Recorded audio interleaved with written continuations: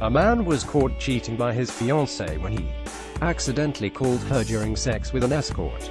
Vicky Kenwood, 30, heard the grunts and moans of Ty Smith down the phone and discovered what he'd been up to when she looked through his phone records. Woman refuses to take feet off seat and keeps foot between man's legs. She saw that he'd been paying for £130 sessions with the prostitute, more than the £120 he spent on the engagement ring he bought for her. When she confronted him, she said he claimed to only have visited the escort once for a happy ending following a massage. Vicky, from Shamley Green, Surrey, said, "I literally heard my fiancé cheat on me. When I found out, I was absolutely reeling. I felt anger and sadness. My heart was melting, but at the same time I was going red in the face." Ty, from Bracknell, Berkshire, has since tried to apologise. How a fake restaurant became London's #1 on TripAdvisor. He said, "I don't have anything to say to Vicky. I've said sorry to her lots of times.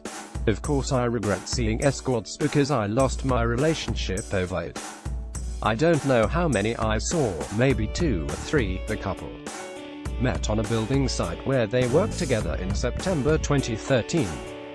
They were planning the wedding and had discussed having children, but something felt wrong to Vicky, who suspected he may have been cheating on her earlier this year.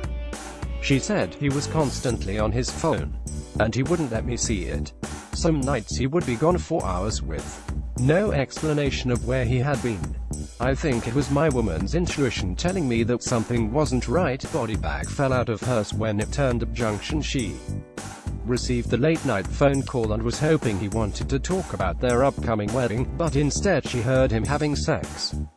Vicky logged into his phone bill where she saw numbers she didn't recognize, but later discovered they were escorts. After hearing him have sex on the phone, "I wanted to have the full facts before approaching him," she said. "I logged in and saw a bunch of numbers I didn't know. He was calling them every so often. He must have been gagging for it. The calls were over and over again. I asked him innocently, 'Who's me?' in Bracknell. He tried to play dumb and eventually said he was at the escort's house on a job, doing some guttering. I said I'm sure there was some guttering involved, but I don't think it was any job.